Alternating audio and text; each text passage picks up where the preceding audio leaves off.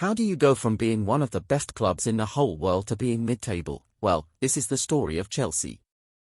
Chelsea was a solid club until 2003 when Russian billionaire Roman Abramovich bought the club. Abramovich's goal was clear. Success over money. In the next 20 years of his takeover, he established Chelsea as one of the best clubs in the world, winning Champions Leagues in 2012 and 2021 and winning multiple Premier Leagues, but everything came crashing down after Russia invaded Ukraine in February of 2022. UK's government froze all of Abramovich's bank accounts including Chelsea One.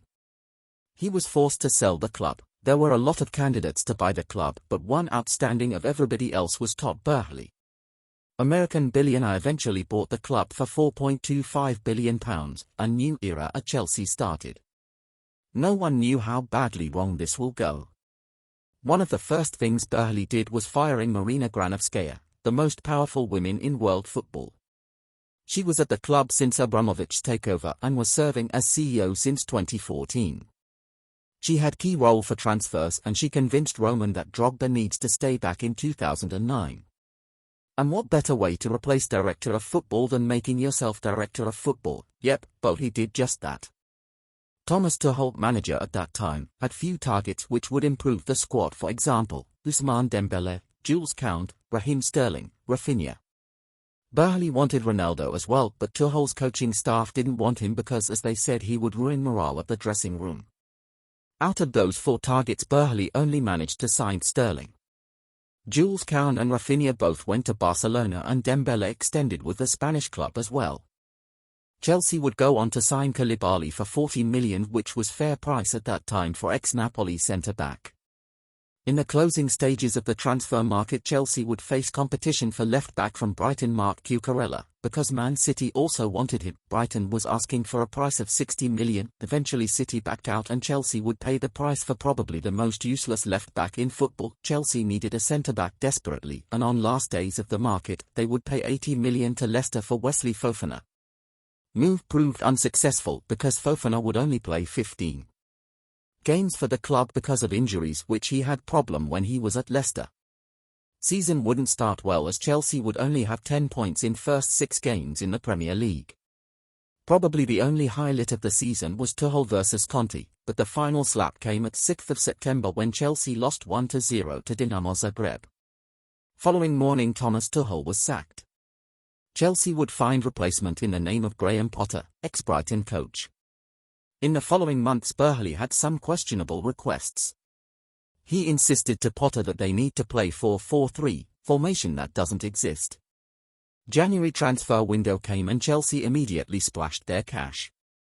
Badiashile $38 million, Majuk $35 million. Solid players that are not worth this amount of money, but they weren't done there. They spent $121 million on Enzo Fernandez, guy who won the best young player at the World Cup previous year. And on the last days they were eyeing young Ukrainian talent Mikhailo Mudryk. Mudryk previously stated that he would rather join Arsenal than Chelsea. And guess what he did? He joined Chelsea just because of money. Chelsea spent $70 million on him. Season was going downhill as Potter in the Premier League had a record of 7 wins, 7 draws and 8 losses. And he was sacked as the club sat on the 11th place. After just 7 months, Potter was gone. Chelsea decided to appoint Frank Lampard as a caretaker for the rest of the season. He lost 6 of 7 games when he was in the charge. Following this shambolic season, Chelsea finished in 12th place. Burley wasted no time and appointed ex-Tottenham manager Mauricio Pochettino. And at this point you are probably wondering, how did Chelsea not break financial fair play?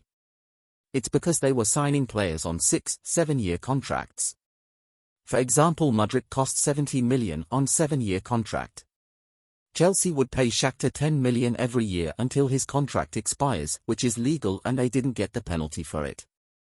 Chelsea sold 13 key players, Havertz to Arsenal, Mount to Man United, Kovacic to Man City, Kanté to Al Ittihad, Kepa to Real Madrid, Pulisic to Milan, Azpilicueta to Atletico Madrid, basically half of the first team. And spending continued goalkeepers Sanchez and Petrovic for $41 million. Disasi $45 million. Lavia, who is injury-prone, just played 13 minutes, 62 million. Nkunku 60 million, great when he is fit. And best signing of a bunch, Palmer, who was second top scorer in the Premier League, came from City for 47 million. And to top it, of most expensive out of them all, Moises Caicedo 116 million. Young and inexperienced team was bad choice, and if that wasn't enough, players were fighting who will take penalty when they were leading 5-0. Media predicted them to finish 5th, they finished 6th, which was fair compared to the previous year. Chelsea will play Conference League next season, which could experience players for future years. You probably think Chelsea's circus would stop, but no. They parted ways with Pochettino, who had decent year. And what's funny about this one, Burley said in an interview just 3 weeks ago that he likes Pochettino's vision. Yet he decided to part ways with him. Chelsea's next manager is Enzo Maresca, promising but unproved manager. We'll see what next chapter brings for Chelsea. This is how Americans' lack of football knowledge could ruin such a great club. I hope someone who loves Chelsea as much as Roman did will bring Champions League trophy to London once again. Thank you for watching.